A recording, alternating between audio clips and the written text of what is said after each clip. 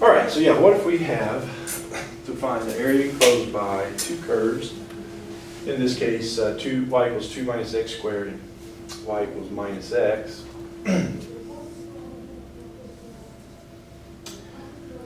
Well, here's what those two look like. 2 minus x squared, so it looks like that. Y equals minus x. That.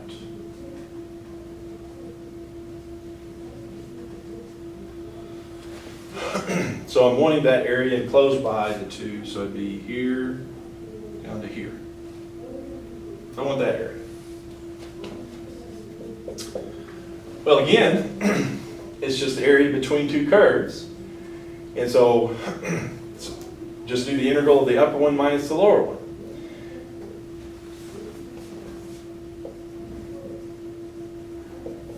Which in this case would be, the upper one's the 2 minus x squared, minus the lower one's the minus x.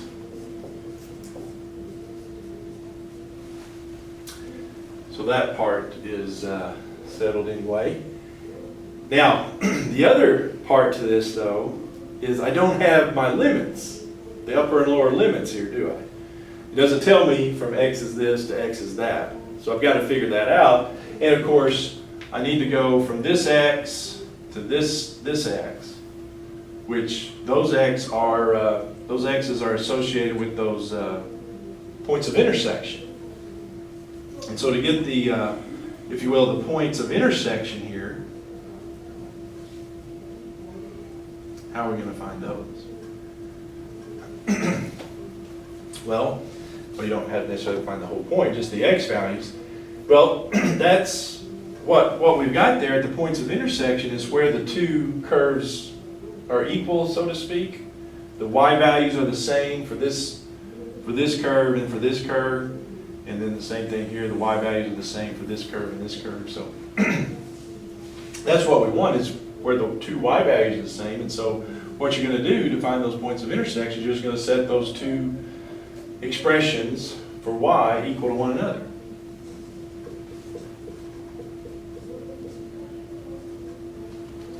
Yeah, so you just set 2 minus x squared equal to minus x. That's how you're going to find those. I mean, you could probably guess them, but mathematicians as we are, we don't like to guess. We want to be sure. Okay? Anyway, so that's our equation to solve. I would, since it's minus x squared, let's move those terms over. Subtract 2 and add x squared to both sides. Make this side 0. And then this side, put in order x squared minus x minus 2. And then the factoring is a little easier. Usually it factors. So that'll be x and x minus 2 plus 1. So that'd be x minus 2 equals 0. That'd be x equals 2. X plus 1 equals 0. So that'd be x equals negative 1. Probably what we would have guessed on that, but we're just going to be sure. So that's negative 1 and that's 2. So that's our upper and lower limits now. Okay? So negative 1 and 2.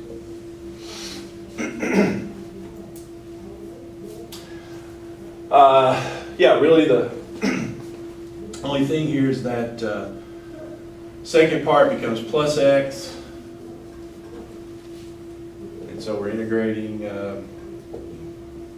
have to write all this down, but there's nothing to combine really. I guess we could put it in descending order, descending powers. But other than that, yeah, it's just pretty straightforward. Antiderivative of that. So it's negative 1/3 x cubed plus 1/2 x squared, the antiderivative of that. Antiderivative of that's plus 2x. And then do that from negative 1 to 2. Plug in the 2, we got negative 1/3 times 2 cubed is 8. Half of 2 squared is half of 4. 2 times 2 is 4.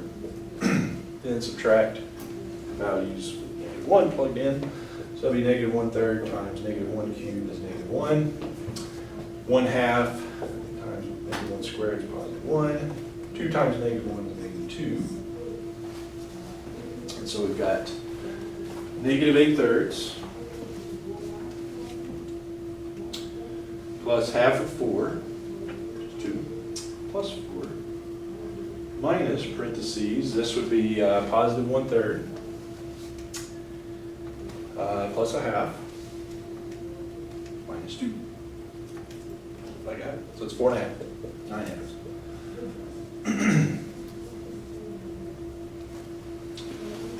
Good with that? Like that? Okay. All right, now.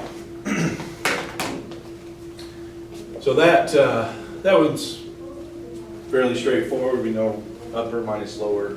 We just have the one area there. But what if y equals f of x is here?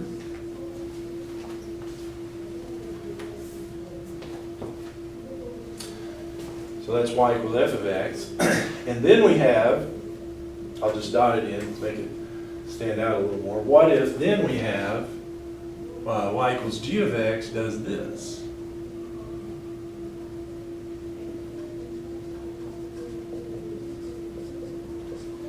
And I want to find the area enclosed.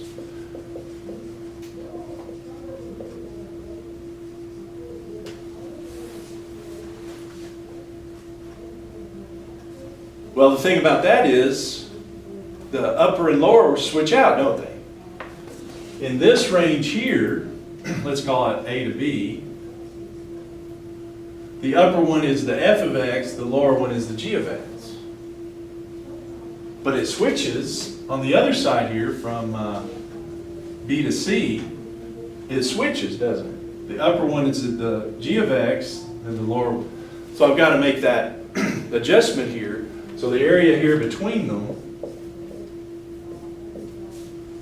so that area would be the integral from A to B, f of x minus g of x for that particular range. So to get this area, I would do f of x minus g of x. But to get that area from B to C, it's g of x is the upper one, and f of x is the lower one. So it'd be g of x minus f of x.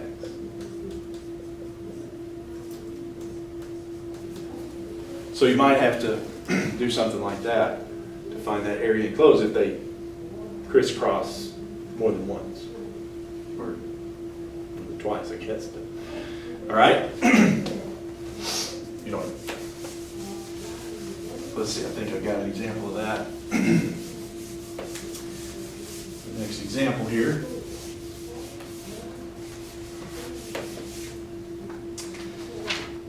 Find the area enclosed by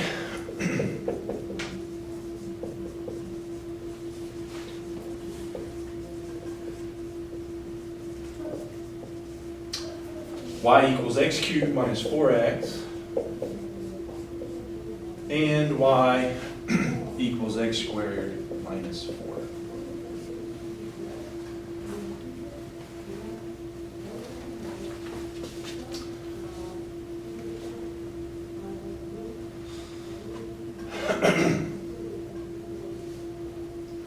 Okay, so x cubed minus 4x,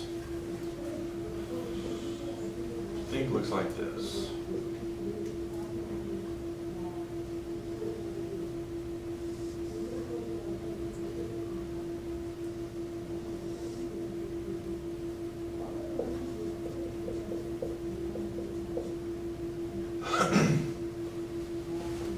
And then y equals x squared minus 4, we know what that looks like, x squared shifted down 4.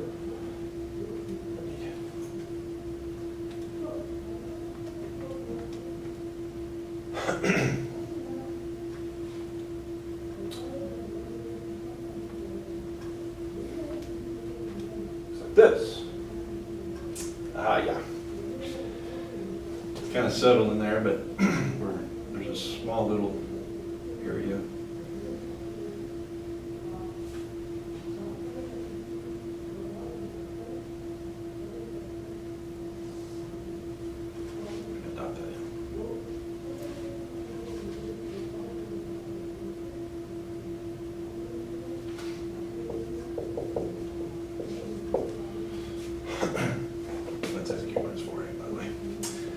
Yeah, there are two different areas that we're talking about. We're talking about this area in here, and then there's this little bitty, small little area right there.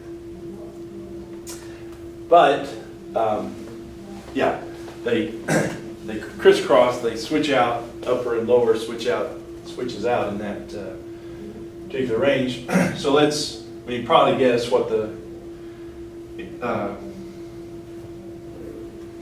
X values are here, but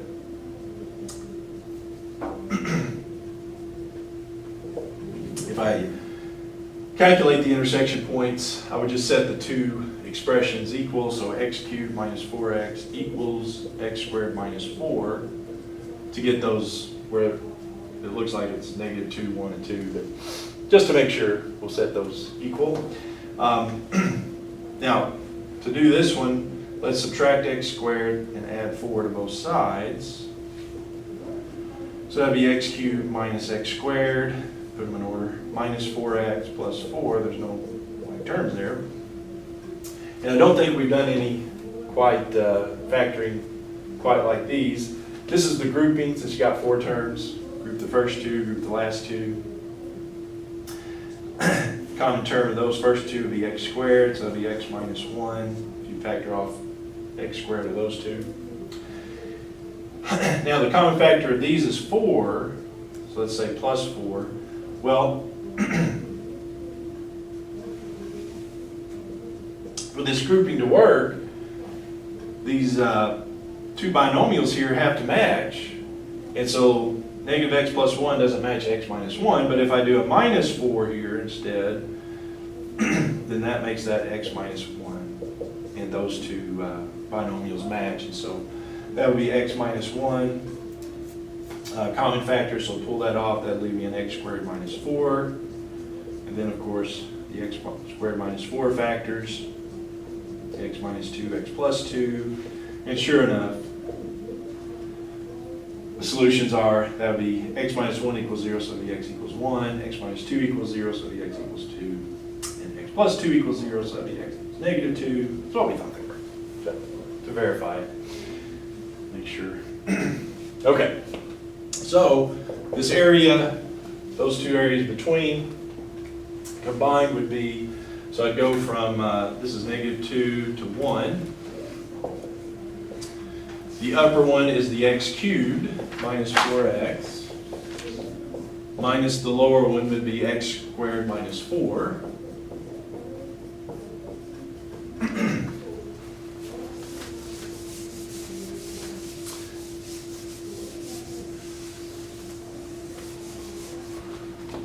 And then from 1 to 2, the upper one is the x squared minus 4. I've got it dotted there. Minus the lower one is the x cubed minus 4x. And so these are the two integrals that we have to do a little bit of work on.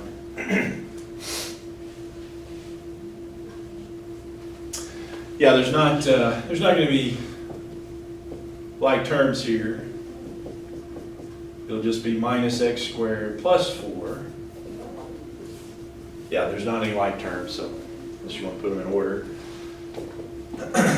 So you just do the antiderivative, be 1/4 x to the 4th, minus 4, antiderivative be 1/2 x squared, minus antiderivative is 1/3 x cubed, and then plus 4x, the antiderivative of that. And those are from negative 2 to 1. And then over here, same idea, but you got x squared minus 4, then you got minus x cubed plus 4x. And so you get about the same antiderivatives, just they'll have opposite signs. That'll be 1/3 x cubed minus 4x minus 1/4 x to the 4th plus 4 times the antiderivative of x, 1/2 x squared. And from 1 to 2. Have lots of terms. Here you have, if you plug in the 1, you'll have 1/4 minus, that'll be 2x squared, so it'll be just, with 1 plugged in, it'll be just minus 2. 1 plugged in there would be minus 1/3. Squeeze it down so I can get all these in, plus 4. And then plug in the negative 2, we'll have 1/4 times negative 2 to the 4th is positive 16, minus 2 times negative 2 squared would be positive 4. Then minus 1/3 times negative 2 cubed would be negative 8. 4 times negative 2 is minus 8. So that would be the first one there. And then over here, plug in the 2 cubes, so you get 8/3 minus 8 minus 1/4 times 16. And then we'll reduce, so it'll be 2x squared, 2 times 4 there. And then plug in the 1, we'll have 1/3 minus 4 minus 1/4 plus 2. That's what we got.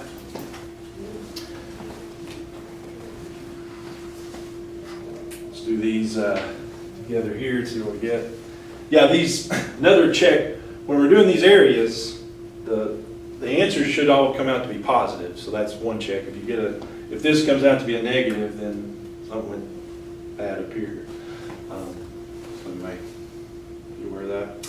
All right, so 1/4 minus 2 minus 1/3 plus 4. And then minus parentheses, that would be 4 minus 8 plus 8/3 minus 8. Oh, yeah, this is 11 1/4. All that. And then all this is 8/3. And that, the other check here, that's a very small little sliver there. So this value shouldn't be too terribly large. That's what I'm guessing. 8/3 minus 8 minus 4 plus 8. Well, those would cancel. Anyway, minus, and then 1/3 minus 4. That's 1/4. That's 2. 0.5833, which is, what is that as a fraction? 7/12. Yeah. So we got 11 1/4 plus 7/12. 11.833. Write it that way, repeating. Or, as a fraction, that's 71/6. Probably the preferred way, but. All right. Question? Concern? Anything I want to ask about there?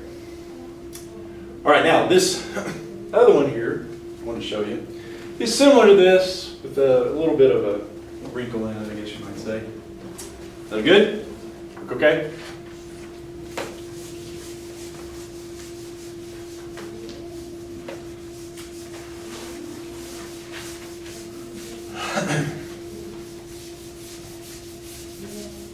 All right, how about find the area enclosed by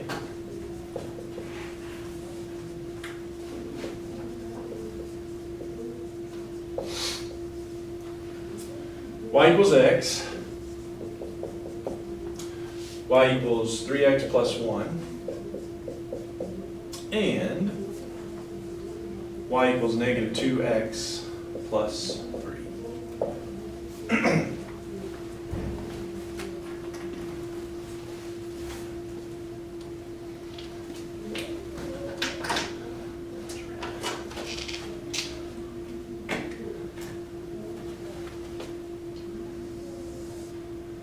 All right, I think this one better expand my scale up a little bit. Too much.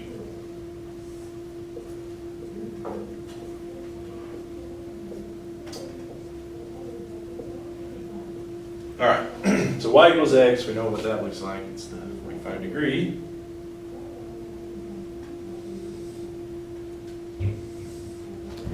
Fine. All right, y equals 3x plus 1. So that would look like this.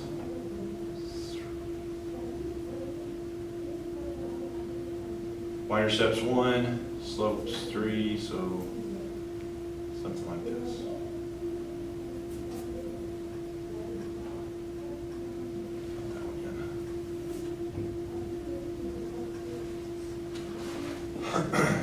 So that's y equals 3x plus 1.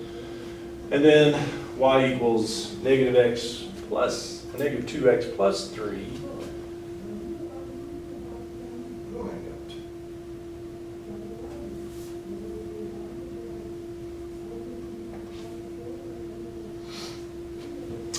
This. So that's the slope of negative 2, so that's got really good there.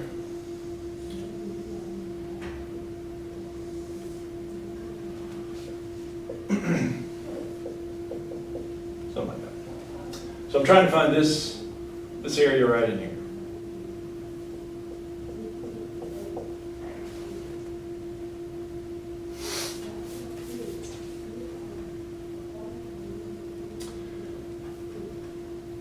Well, our problem is on this one, notice, is that the same thing happens on this. I switch upper and lower. Well, don't really switch, but the upper and lower aren't the same throughout. You see what I'm saying? Because here, the upper one's this, and this is the lower. But over here, this one's the upper, and this one's the lower. So what happens is the lower one doesn't change, but the upper one does. You see what I'm saying? And so I have to do two separate also integrals on that. I have to break that up right in here. Wherever that is, that's where I need to break this up and go from this, which looks like negative 1, but that may not be the case. So you see what I'm saying? I'm going to have to do two integrals again. All right. Well, this first one, the integral, the upper is the dotted one, which is 3x plus 1, minus the lower one, which is the y equals x. So that's good. And then the second one, the upper one, is the negative 2x plus 3. And then the lower one is, again, the x. So take care of that first. The other thing is the limits here. And again, you don't necessarily want to guess, because this does look like it's negative 1, but my drawing may be off a little bit. And so that intersection point, as far as the x value goes, would be where these two meet up, which is the 3x plus 1 equals the x, right? That's where these two meet. So that would be what I would solve. However you want to solve that, but subtract out. My graph's off, isn't it? Because that would be 1 equals negative 2x, so that should be negative a half. So that, yeah, you don't always want to go off the graph, because that should be, they should be crossing at negative a half. So that'd be the lower limit here is negative a half. And then this one, that intersection point would be where this and this one are meeting, the dotted one and then this one. So that's the negative 2x plus 3 with the 3x plus 1, where those two are equal.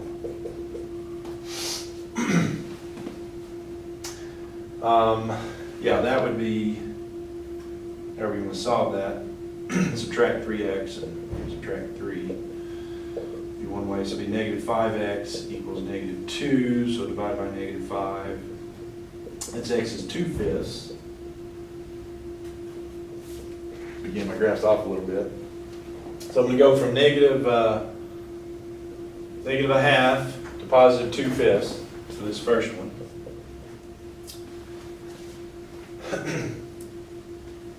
And then my other limit goes from 2/5, and it looks like 1, but let's be sure, because I was off on that other one. So the other intersection point is where this line, which is negative 2x plus 3, meets up with the x, so that equals x. Which would be, if I add 2x, yeah, that one's. I did better on that one as far as my graph is. That is x equals 1. So you go from 2/5 to 1 on that one. Or, 8. 0.4 if you wanted to. So those are my two integrals to evaluate. What can I do here? This would be 3x plus 1 minus x. That'd be, this integral would turn into be 2x plus 1 dx, and so that integral would be 2 times 1/2 x squared plus 1x. So do that from negative 1/2 to 2/5. This one would be negative 2x plus 3 minus x, so that would be the integral from 2/5 to 1 of negative 3x plus 3. And so that would be negative 3 times 1/2 x squared plus 3x from 2/5 to 1. So those would cancel. So we just have 2/5 squared plus 2/5 minus negative 1/2 squared minus 1/2. Over here we have 3/2 times 1 squared, which is 1, plus 3, and then minus negative 3/2 times 2/5 squared, plus 3 times 2/5. All right, so all that is going to be 4/25 plus 2/5 minus, that would be a positive 1/4, so minus parentheses 1/4 minus 1/2. This is 0.81. And all this gives me 3/2 plus 3 minus parentheses, that would be negative 3/2 times 4/25.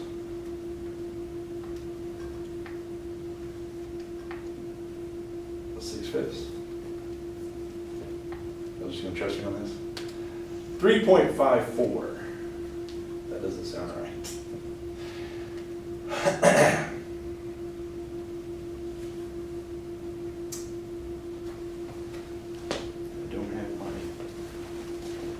That sounds way too much.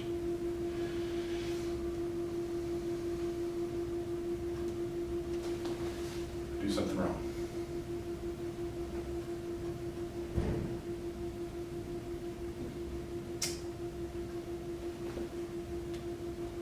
So it looks like that area should be more.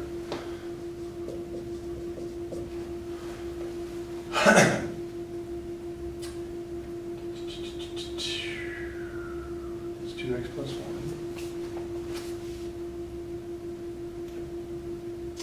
Yep. Okay. Those look right. Oh, this is it's a negative 3/2 here. Let's try that. All right, so negative 3/2 plus 3 minus then negative 3/2 times